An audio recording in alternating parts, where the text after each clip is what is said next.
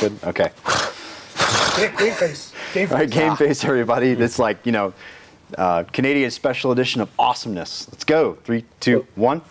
I would do the same. Yeah, I mean, we have so many limitations. Like, I got in trouble for not breaking the plane at the window in a story-and-a-half window. I think in the same sense, though, is if, I mean, for us, because we don't really have the luxury of coming or of playing in these really original AOs, right? Like, we're limited with where we can play in Canada.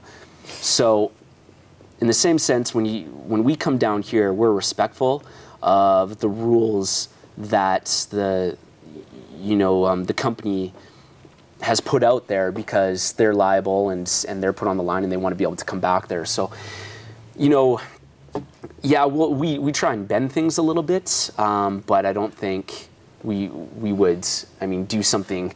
If it says right in the rule book, you can't abseil or rappel from a structure, we're not going to do it, right? If it's not in the rule book, you're going to use your best judgment in your training. Yeah, but even I think to that, we would still just double check, because the last thing we want to do. I mean, you can always ask, and I've run into it going to national ops. Is like you ask, they say okay. I think the first one we ran into was what's a round limitation for a vehicle to carry. You know, because like they put round limitations. You know, a lot of events it's like 3 rockets per person has to be shoulder fired. It's like, but only that person? Like, does that person have like some magical ability that they can only carry? Like, you can't put 3 per person? Okay, that's fine. So we asked them, like, how many rounds per vehicle? It's mechanized. It's got a, you know, it's permanently affixed. It's not going anywhere. And, you know, they say, okay, you know, X amount of rounds. You know, maybe, what? 30? 15, 30, something like that. And then everyone starts like, oh, they're breaking the round limit rule. You know, it's a vehicle. You know? Yeah, and I think if you, I mean, we just recently played an event where there was so many rules. It was hard to keep track of what was going on. I mean, there was different colors of ribbon that signified different landmarks, and you couldn't do this, and but you can do this if you have this. And I mean, it just got complicated, and we found that no one knew exactly what was going on. So I think if you overcomplicate by putting in, I mean, at the end of the day, if a guy's got 4 rockets in a truck or 3, I mean, we rarely have rules police, ammo police going through it. Yeah, you have 1,150 rounds and not 1,100 rounds. Yeah, and I mean, I get why you have to at least state that this is a rule, so you know, hopefully people will use their best judgment. They'll be honorable about it. But I mean, when you have something new come online, because I mean, in the States, you know, vehicles is, you know, save Operation Lion Claws. You know, they've had vehicles, and a couple other larger ones have had them for a long time. But it's been making its way into more of a mainstream. So there's not a lot of, you know, paintball's got it figured out. They have the kill switches on them. Hit the kill switch. Shoot as many times as you want. Doesn't matter.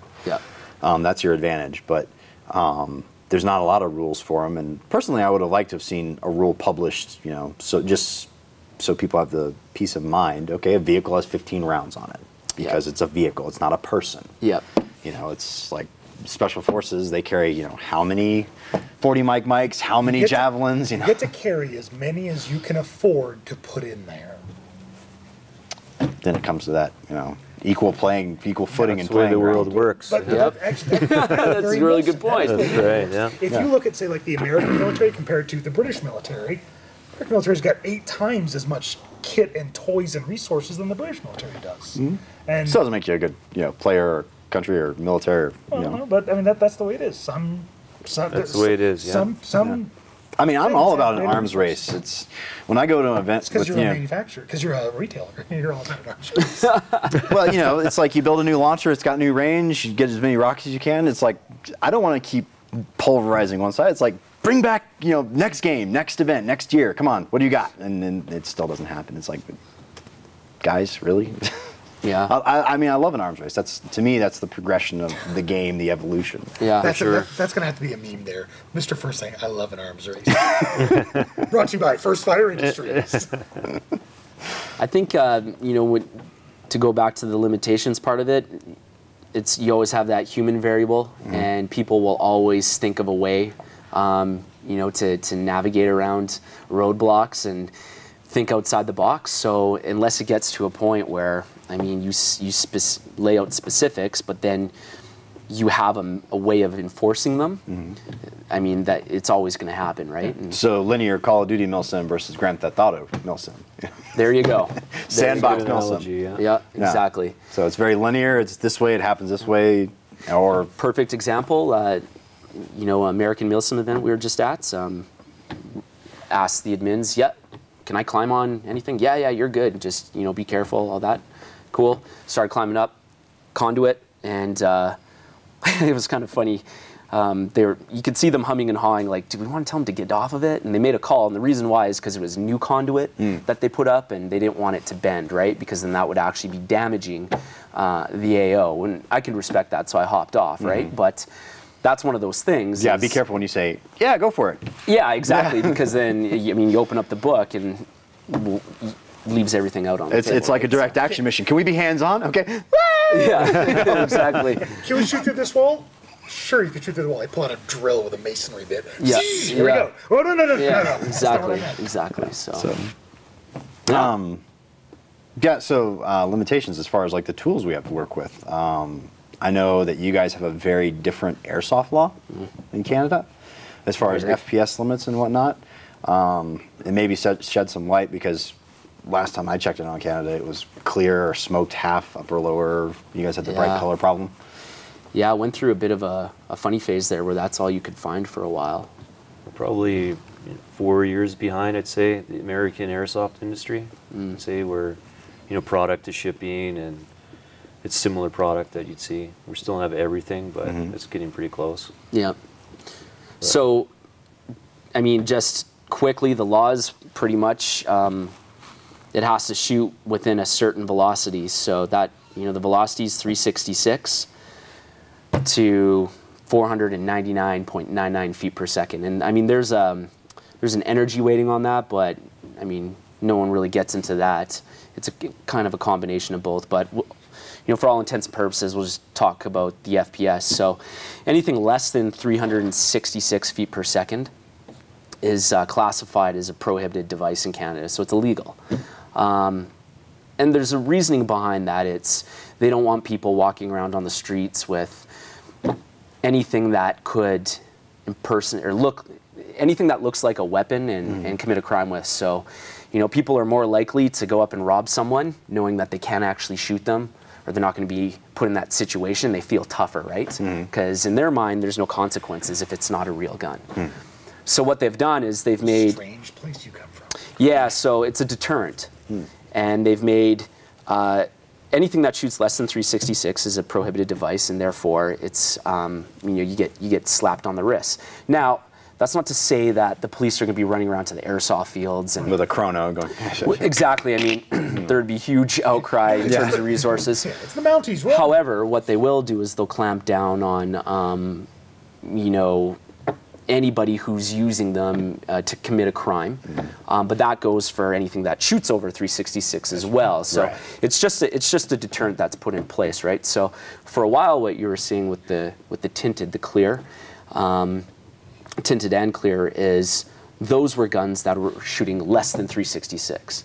Okay. And they got around that because the ruling was, well, it doesn't look like a firearm because it's transparent.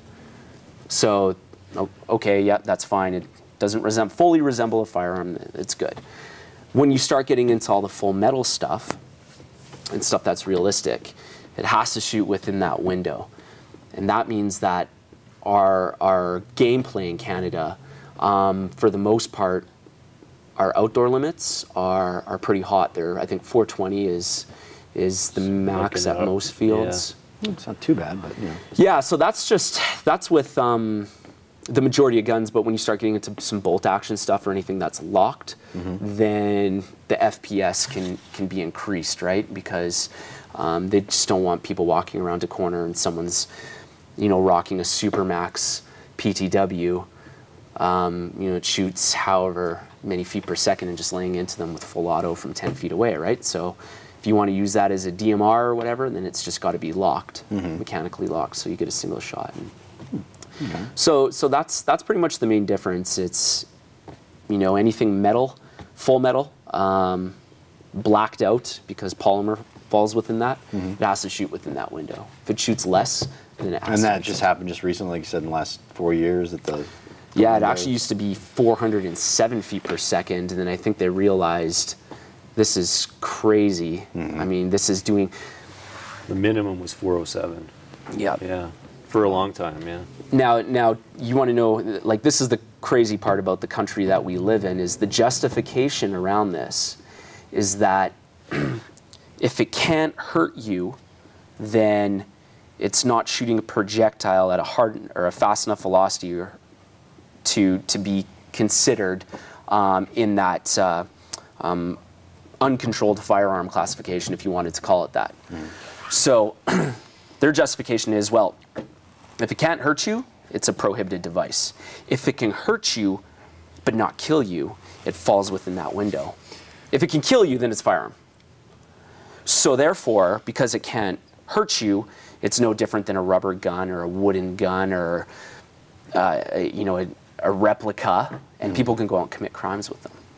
So that's the justification as to why there's that window that's there. But yeah, they removed all orange tips too. All orange tips are gone. So I mean, I've had my teeth shot out by gun shooting 405 feet per second. People have lost, you know, I don't even know how many people I've met that have lost teeth. There's been people that have got hit in the eye.